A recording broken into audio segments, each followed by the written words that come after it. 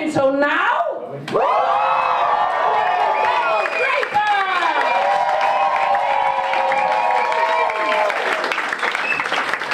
Hello everyone! Hi, my name's Darrel and I suffer from ADHD, which is a lie really. Other people suffer from my ADHD.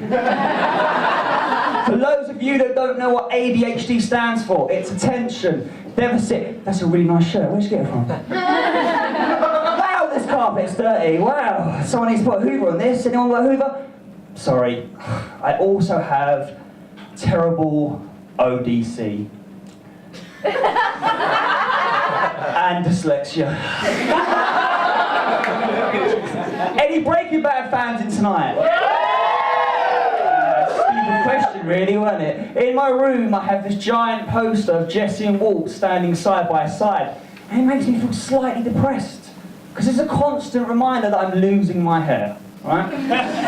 I'm already receding. Right now, as you can see, I'm at the Jesse phase. A few more years and I'll reach Heisenberg's level. I'm breaking bald. It would have been a crime not to get that one in there. It does frustrate me because I was the first boy in my school to grow a moustache.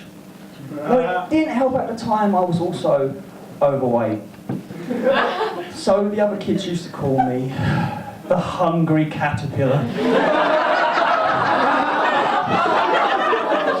I now have the nickname Daz, because as you can see, I'm whiter than white. And I was even bullied at play school, because I was the only boy who had a Barbie, and my dad found me with this Barbie, and of course he went mental. I'm not having my son grow up gay. So he took my Barbie and replaced it with an action man. Not just any action man, Beach Patrol action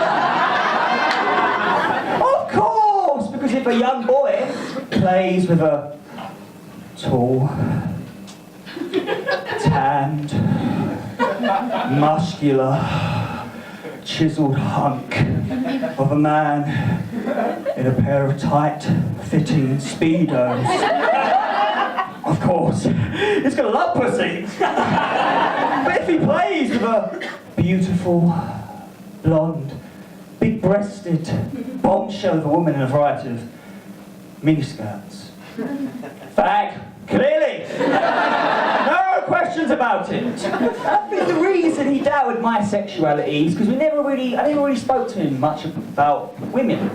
He'd be sitting watching TV, he'd always try and suss me out, no matter what we were watching, the Antiques Roadshow. He'd point at a woman and be like, oh yeah, yeah, I'll give her brass a good polish. Yeah, I'd rattle her china. Yeah, I'll blow the dust off that ring. It was the Antiques Roadshow, okay? Yeah, definitely. Oh, I'd love to come on those tits. What about you? I was 8. I just didn't have it in me at that age. Quite literally. Honestly, wow. Have we all had a few drinks tonight? Are we all feeling a bit merry? Yeah? Right, if you're feeling good and you've had a few, raise your glasses and give me a wave. Yeah! I'm always reminded of my dad whenever I'm in a pub. Yeah. He's dead now. Alcohol poisoning. Yeah. Shit just got serious.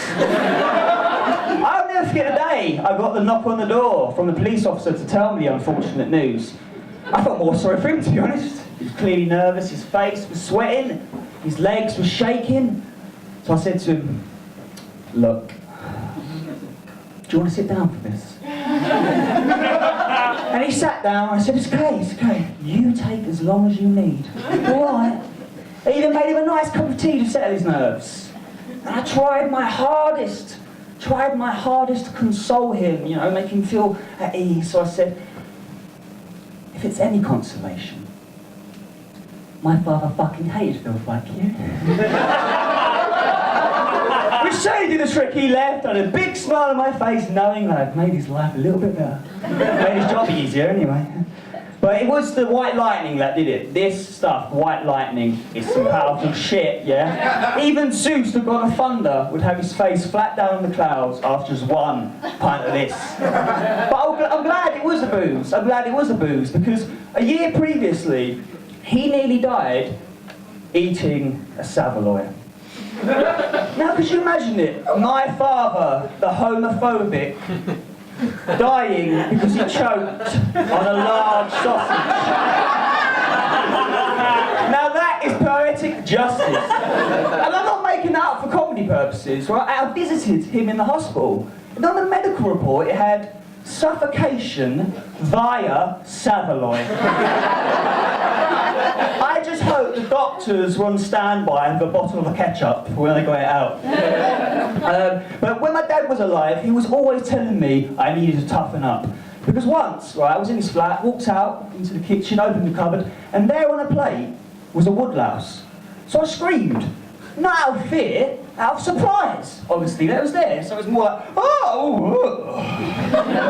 And hearing that, he comes running in, oh, what the fuck is wrong with you now? What's the matter?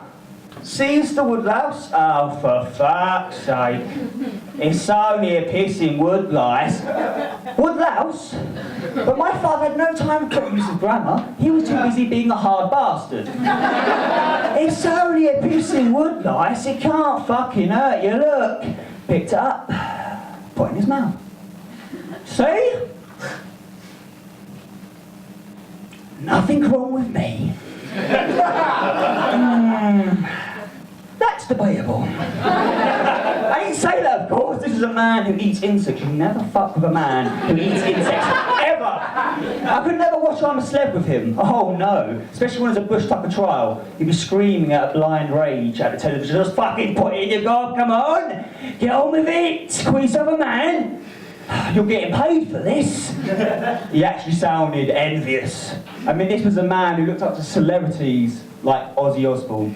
Not because he was musically talented, no, because he once bit the head off a bat. And I'm pretty sure that's where the saying batshit crazy comes from. I don't know. But anyway, after seeing him eat this woodlouse, the next day I returned home from school and I told him for the first time that I was being bullied, in the hope he'd deal with them the same way he did the woodlouse.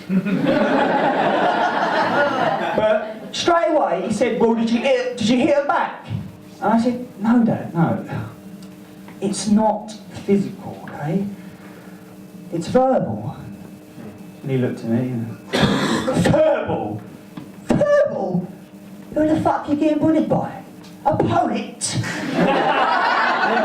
May I compare thee to a Glasgow band? Full of shit! Verbal?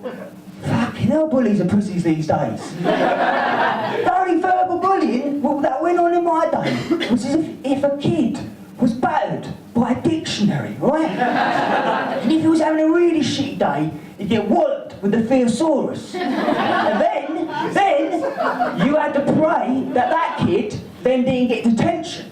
Because that would be the end of you, right? Because that fucking detention book was the biggest, I tell you. That's why I avoided the library when I was a kid, because books were weapons, right? So excuse me if I don't know the pissing plural for woodlice, right? But he did give me some solid advice on how to deal with bullies. He said, son, if you ever really want to intimidate a man, all you got to do is look him directly in the eye, but not wearing those fucking silly glasses. I can't even see now. Just look him dead in the eye, as if any moment now you could flip out and batter him. But never do this one in prison. Because after a while inside, the other bloke might think you want to batter him in a completely different way. Which you don't, obviously, because you're straight. Sorry, I can't do it. I can't do it. Oh, wow. You do really have nice eyes, though.